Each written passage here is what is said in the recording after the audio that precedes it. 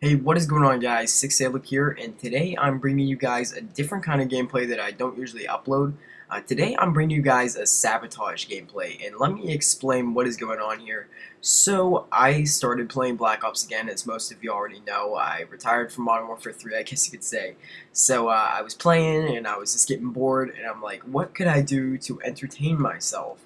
So, I thought, what if I got #1 in the world in game mode or whatever? So I'm like, what would be the easiest one to get #1 in? And guess what I chose? I obviously chose Sabotage. A lot of people tend to stray away from this game mode, so I figured why not? Only a couple thousand people a week play it, so I decided I'm going to go for #1. And one thing that was really tough about getting this was the fact that I had to play 5 games to get on the leaderboards for the weekly, and I play alone. So there's two big problems right there, as you can already tell. So what I had to do, I obviously played alone still, but I picked a class. I designed a class that was perfect for this, and I was always rushing, and it just helped out a lot. And it was really tough to get, but unfortunately, I did not get the whole 5 games recorded. I would have loved to put those up and do a live comm, but I did not expect to get #1.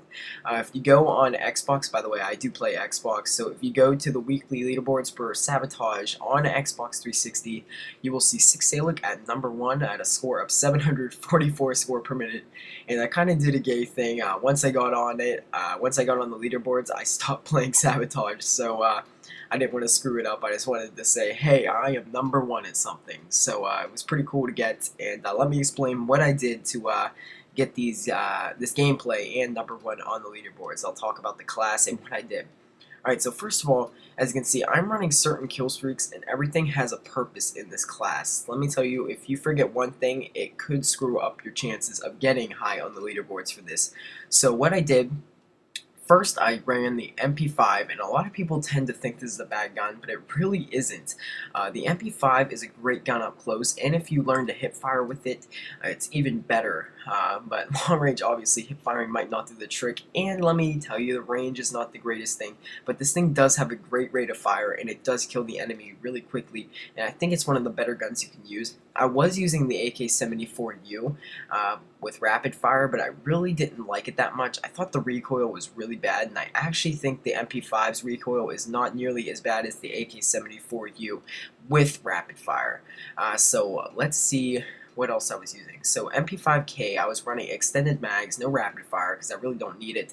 Actually, the rapid fire on the MP5K does not really change the rate of fire, so you probably just want to stray away from that. It's just like using a wasted attachment, so use something else like extended mags. For my secondary, I just had an ASP. That gun actually you should use because it's a pistol that you can shoot very fast. Anybody can shoot that weapon fast. It's got a great rate of fire, even though it's a semi-automatic or whatever you want to call it, but it's a lot faster at shooting than any other secondary in this game, so I recommend you use the ASP. You can use any attachment you want on it. I'm not really sure what else there is other than dual wield. But anyway, let's get to my perks. What I was using for my perks are very important as well. I was using lightweight, sleight of hand, and marathon. So let me go into depth on why I was using each. There's really not much to say about why I was using it. It's kind of obvious. Lightweight, I really need to get to the bomb fast. I need to get to it faster than anybody on my team. So using lightweight gives me that advantage of running a little bit faster, just like sprinting wise, and I get there a lot quicker, and I want the bomb. If you're going to get on the top of the leaderboards for Sabotage, you're going to want to grab the bomb as soon as possible and plant it. For marathon, obviously I want to be able to run as fast as as far as possible, and with lightweight on there, it makes it even better. So like you have the advantage over everybody. So if you don't get to the bomb first, it's probably because you took a different route than somebody, or they're using the same perks as you, and they got there a little quicker. But if that doesn't happen, you should definitely get the bomb first, unless you get killed by a grenade or something, obviously, like I did at the beginning of this game, if you noticed. But anyway, I just want to say, I planted the bomb 5 times this game, and I was getting so frustrated with my teammates, and I actually have an idea for my next video that I'm going to put up. It's actually going to be the same gameplay that you're watching now, but at a different player's point of view on my team. I'm going to talk about that a little bit at the end of the game, and I want to save like the idea of it for the next video because I think it's gonna be really funny, and I think anybody who watches it is gonna really enjoy it. But anyway, I'm using the Semtex. You actually want to use that.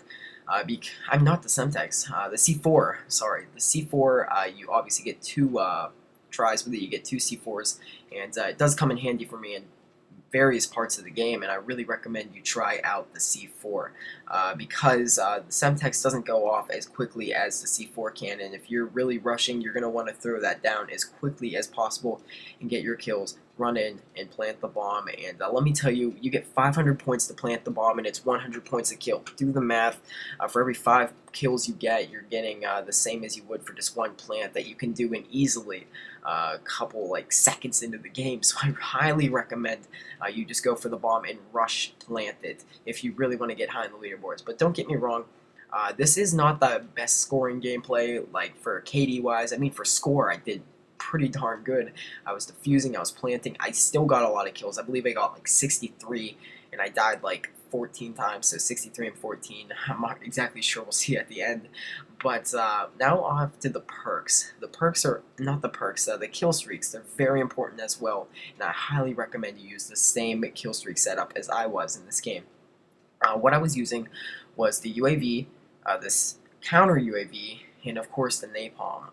The UAV, obviously, I'm going to be rushing into their spawn, and if I can get 3 quick kills, I can easily call it in and see where they're all headed and know how I'm looking planting the bomb, if I'm clear or whatnot. Because let me tell you, when you play alone, you don't always have reliable teammates, and if you don't have reliable teammates, you're going to definitely want to count on your kill streaks and your gun skill. So that's what I did in this game. So I picked 3 easy kill streaks to get, and they were also the most helpful. They were probably more helpful than getting like dogs, well, maybe not necessarily, but for as easy as they are, they're definitely the right way to go. And next I have the counter UAV. Obviously, because you don't have reliable teammates all the time, you're going to want to use that to counter their UAV, because there's going to be at least one guy on the other team that does call an UAV throughout the game, and if you're going to be having the bomb, let me tell you, you do pop up on the map, so it's really good to counter them, and they can't see where you're at, and it's great. And for my third kill streak, this is also probably the most important, the napalm. If you can actually get to that, oh, and by the way, this magic book guy right in front of me, I'm going to be doing the video on him, by the way, so hint, hint, prepare to see his point of view. And I'm going to be explaining that if I upload it probably later today. It's actually going to be really funny because I was watching him and his point of view in theater mode, and it was just ridiculous how bad he is. And I don't want to ruin it for you guys, but he's probably the worst player I've ever seen in Call of Duty. So yeah. So anyway, back to the napalm. If you can get the napalm, which is only a 5 kill streak, you have your UAV and your counter UAV already called in, you can plant that bomb, and right away you can call the napalm in right on it, and it just blocks them. The napalm is perfect. Oh, and right here I just kind of failed twice in a row. It's kind of bad. But back to what I was saying, the napalm blocks like the path where they're going for like 15 seconds. Like the fire is out there for 15 seconds. So if you think about it, the bomb is up planted for about 40 seconds before it blows up, and if you can hold them off for 15 seconds, pretty much guaranteed with the napalm, what more could you want? And then it just gives your team time to regroup, and it's just the perfect kill streak, and it's so easy to get. And if you do have reliable teammates, think how easy it is to get these kind of kill streaks in these gameplays. It's just so easy, and unfortunately I didn't have the best teammates because they weren't really helping me out. I had 5 plants, like I said before, and it's just awful when your teammates really can't defend the bomb when you're planting it and getting killed and trying to rush back. It's just a frustrating experience, especially because I'm trying to get #1 on the leaderboard, so I'm like, one little screw up, like, that screws up my score per minute, and that could be like #2. But anyway, now to what I was using. I was using the smoke grenade, otherwise known as the Willy Pete, I believe that's what it's called, and that thing is also very reliable. You're going to want to throw that down, obviously, to block out where everybody is. You don't want them to see you on the bomb, because if you grab the bomb like on firing range, that's a great map to use the Willy Pete on. You just run up to the middle, grab the bomb, run over to the bomb, and throw the smoke down and plant it. It's just perfect, and it works I want to say about 70% of the time you can get the bomb planted off just because you threw down that Willie Pete. It's a great thing to do, and I highly recommend you do it. But anyway, that's the end of the gameplay. And also, one thing I want to show you, proof that I am #1 on the leaderboards, and it's really darn cool to see. I hope you guys enjoyed this video, and I will catch you all later. Bye.